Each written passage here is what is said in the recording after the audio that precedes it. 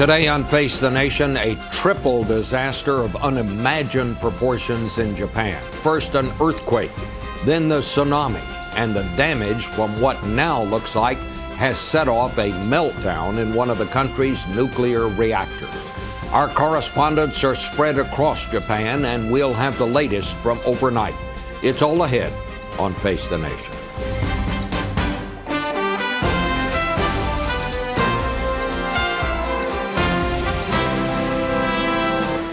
Face the Nation with CBS News Chief Washington Correspondent Bob Schiffer.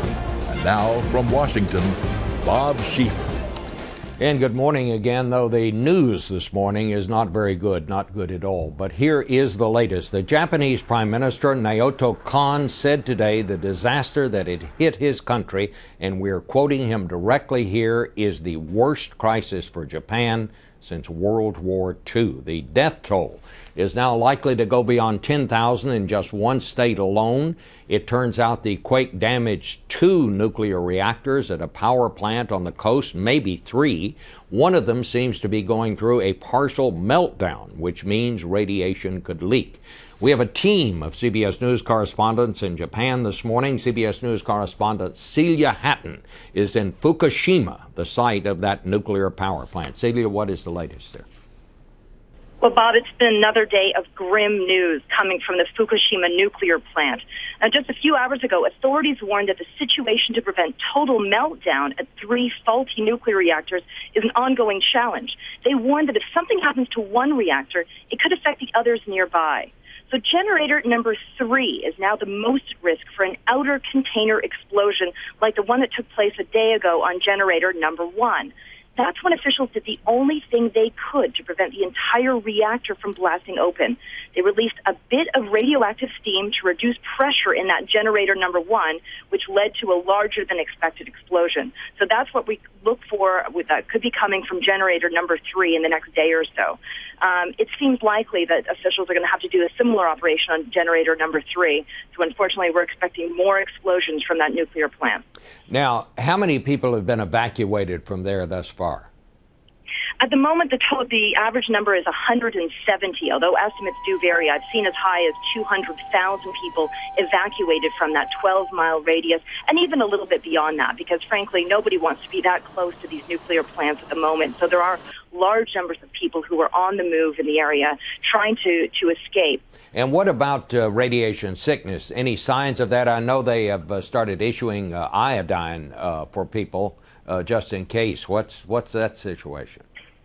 They're handing out iodine tablets to people who are within a certain area around the nuclear plant. Not everybody is getting the iodine pills, but they are trying to scan everybody for any effects of radiation. So far, again, there are varying numbers as to how many people are affected by radiation. But actually, at this point, Bob, it's very difficult to know whether their health has been affected in the long term. We simply don't know enough about the situation at the moment. How are the people taking it there, Celia? You know, it's been really interesting watching the reactions over the past 2 days. Definitely anxiety and concern is mounting on this day 2 that I've been able to watch the people here. You know, it's fascinating. The televisions are on in every room at all, well, any place that has electricity. People are just gathered around watching these televisions 24 hours a day, trying to find any news they can about the nuclear reactor. And of course here, that means the difference as to whether they can go back to their family home or not. It really is quite serious. But at the same time, when there's a strong aftershock, nobody here seems to blink except for me, because I'm not as used to earthquakes here as the people who've grown up here their whole lives. So it really is. It's been a very sad and frustrating situation for many of the people here. Well, Celia, thank you so much. Obviously, you're going to stay on the job there. We really appreciate it. Thank you, Bob. Now, Harry Smith, our man on the move who was just back from the Middle East, is in Tokyo this morning, which for all the troubles is returning to relative normalcy. Harry, what's the latest there? Stunning difference, Bob, between Friday and today. Narita Airport, the big airport, wide open, business as usual. The only difference that I would say we saw there were numerous crews, rescue crews, that had clearly been flown in there and were about to be deployed up north. As far as downtown Tokyo is concerned, we didn't see a single vestige of earthquake damage. People were strolling through the park. It was a Sunday afternoon as if nothing had happened. But that is very much in contrast to what's going on in the rest of the country. Yeah, that's for sure, Bob, because everything up north is basically on kind of a lockdown. I'm not sure if you've heard this or not, but there are more than 100,000 troops that are going to be deployed here in Japan through this disaster. As the Japanese Prime Minister said, this is the worst disaster to hit Japan since World War II. And even people here, as far away from the earthquake epicenter as Tokyo was, they said this was the worst they had ever felt. They felt like they were literally rocking back and forth in the buildings, and it also speaks to how earthquake-proof Tokyo is, because as we say, as we came through town, we didn't see a single vestige of damage anyplace.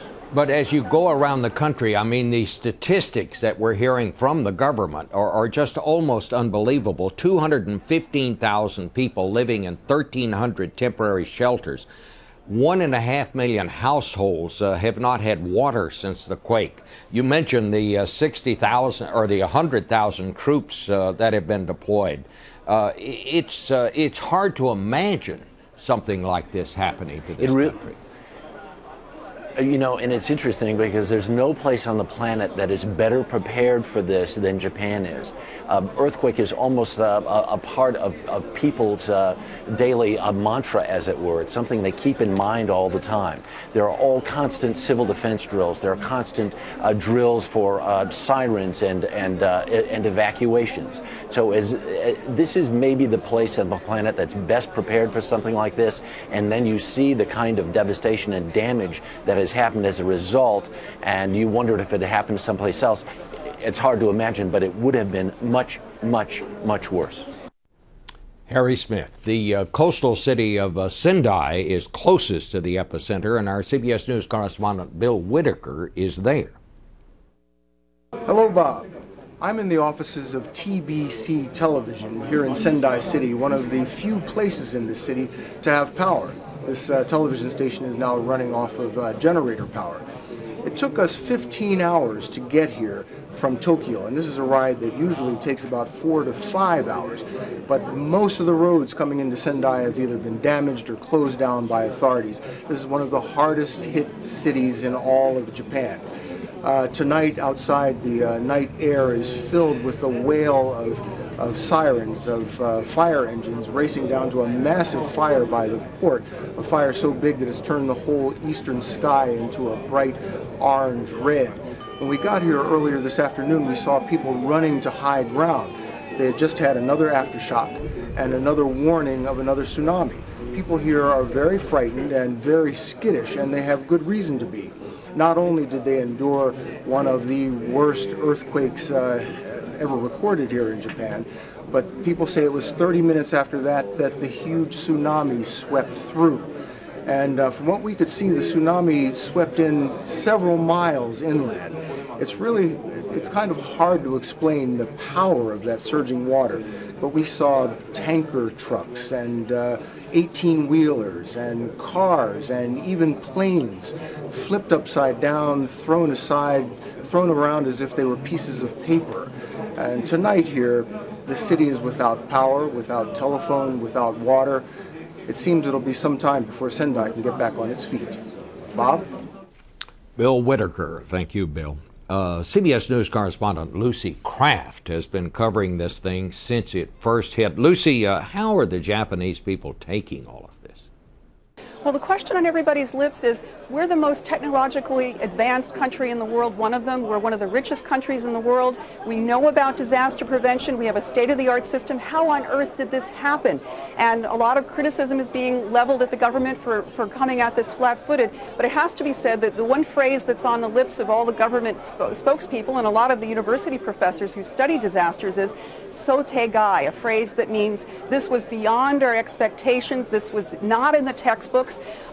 We had a nuclear power plant that had backup system upon backup system upon backup system, and yet it was helpless against these huge tsunami. Some interesting facts, for example, the Kobe earthquake, which was a magnitude 7, this lasted for, the tremors lasted for a matter of a few seconds. This earthquake that we just had the other day lasted for 5 minutes. Again, beyond the experience of anyone in Japan. A tsunami, the textbooks say that a tsunami comes an hour after a major earthquake. In this case, people had 9 minutes warning before the first giant tsunami started striking the shore. So this was well beyond anybody's planning design. Another question is, you know, the rescue teams have been unable to get to all of the victims because they're spread over such a wide area. And Japan right now is terribly depopulated. We have people living in very remote areas, particularly elderly people living in homes that you know, just fall apart at the first sign of an earthquake. Maybe we need to have people living more closely together out of areas that are at higher risk. So there's a lot of soul searching that's going to be happening, and as the Prime Minister said, it's the worst crisis for Japan since World War II. Right now, I think the country is just in a state of shock. There's a lot of questions now. One of the newspapers, the Yomiuri, this morning was saying that the stock market may crash on Monday when it opens.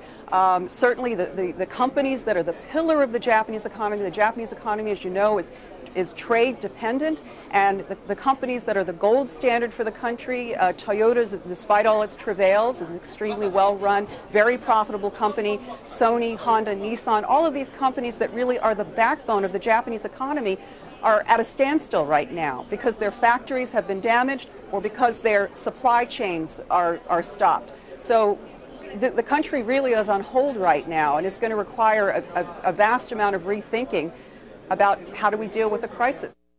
Lucy Kraft, and we want to say thanks to Lucy, to Bill Whitaker, to Harry Smith, to Celia Hatton, all of our correspondents, and there are more on the way covering this story in Japan. We want to go now to Atlanta. The chairman of the Senate Homeland Security Committee, Joe Lieberman, is there.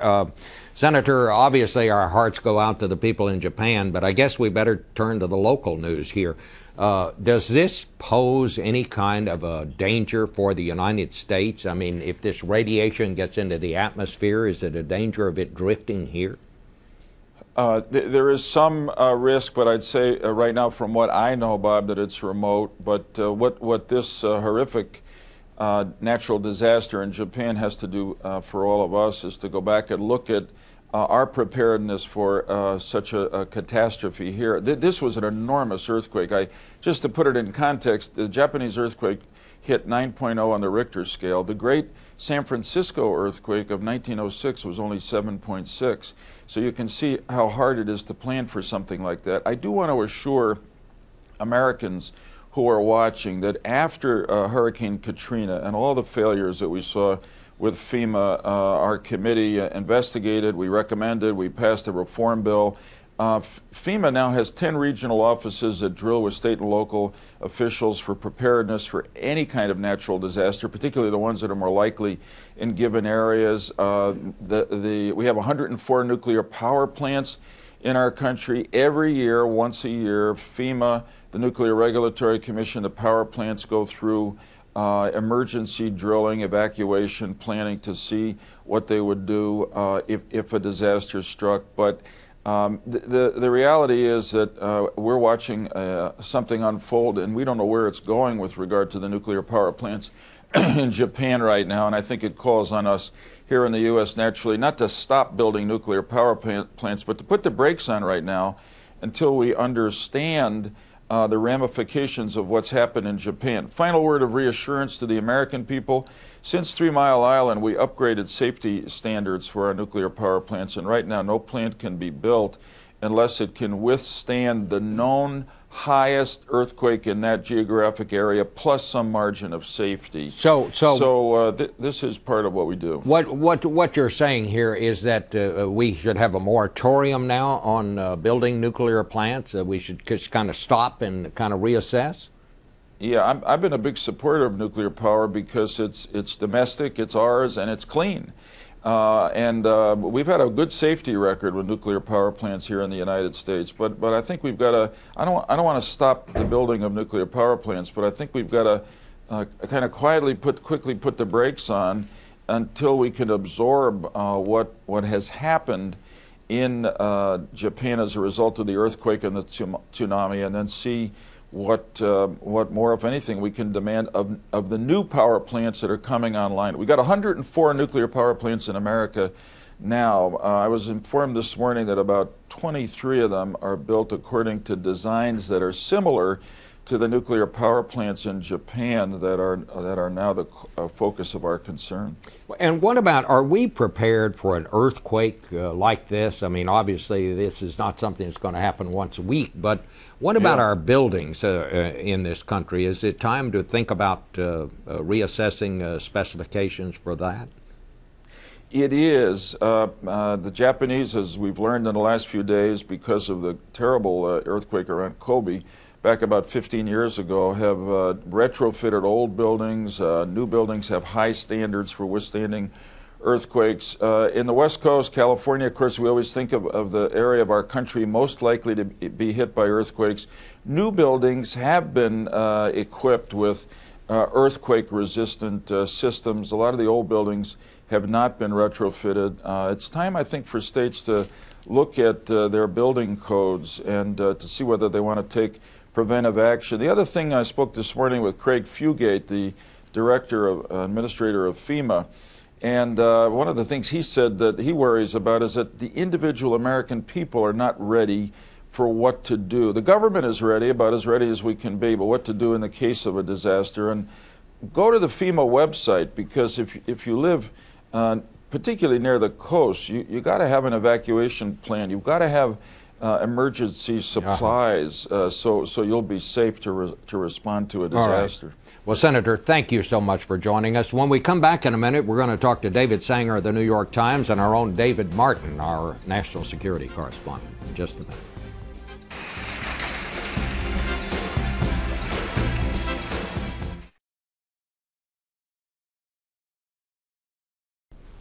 Back now with David Sanger, Chief Washington Correspondent of the New York Times. 6 years the Bureau Chief for the Times in Tokyo, and our own David Martin, of course, our National Security Correspondent. David, what should we be looking for now in the next couple of days? Well, in addition to the rescue operation, which I'm afraid has been sort of bad news getting to worse, I think that the nuclear plants are going to be the real focus of attention. And here the question is, how much meltdown has happened? Sunday morning Japan time, the government said that they had to assume that 2 of the plants were in partial meltdown. There's already been some detected amounts of cesium in the air. This is a very radioactive material that kind of gets into everything, and of course it became the big problem in Chernobyl. Nobody's expecting a Chernobyl-size issue here, but if the levels of cesium in the atmosphere continue to go up, then the problem of evacuating people is going to be much higher, and the problem of cleaning up is going to be much harder. We're already involved, the U.S. military, in a very big way there, David. Just give me a little rundown on what we're doing there and what's the Pentagon worried about here? Well, U.S. military helicopters based in Japan have already evacuated 600 people from the disaster zone. The aircraft carrier Reagan is on station, serving as what the military calls a lily pad for Japanese helicopters to refuel at and operate off of as they go about disaster relief. There are about 6 other ships there that are searching the sea for anybody still alive who was washed out to sea by the tsunami. And there are several other big deck ships on the way, some of them, at least one of them anyway, carrying Japanese troops, because internal movement is a big problem here. And so the more the U.S. Navy can move these troops, the better off Japan is. What is the main worry of our military about this?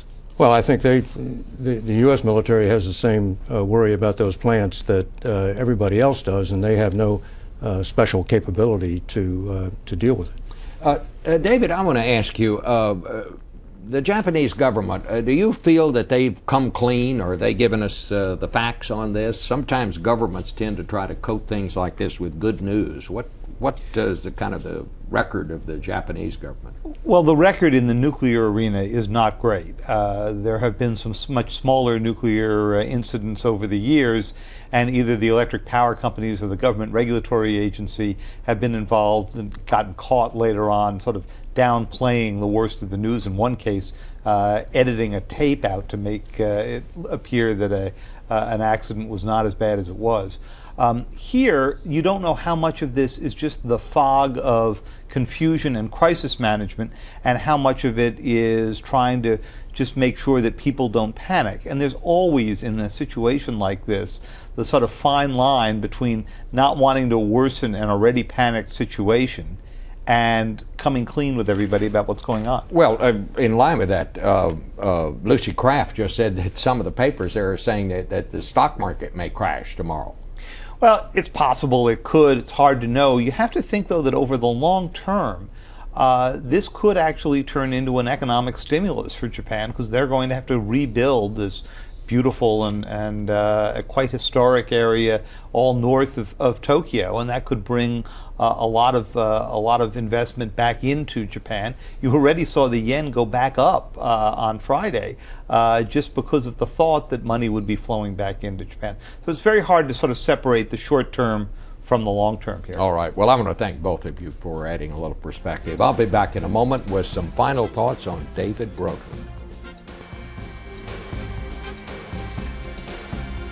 This portion of Face the Nation is sponsored by Bank of America, helping set opportunity in motion in communities across the country.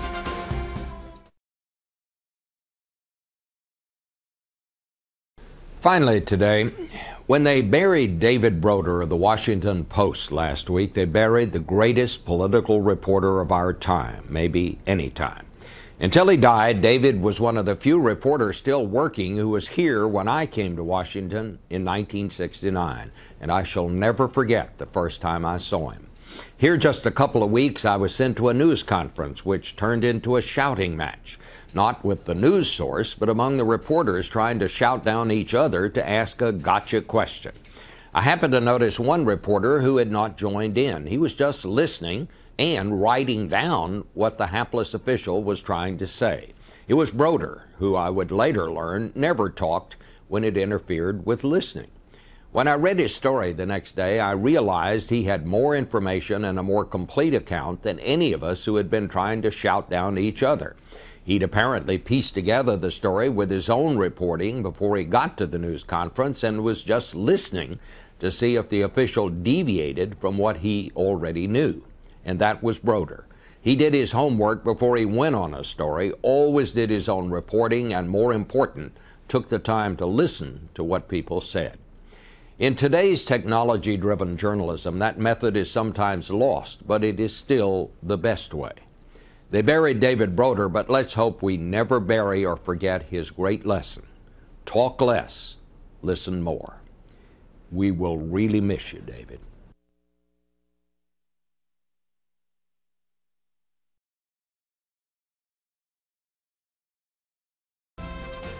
That's it for us. Thanks for watching Face the Nation.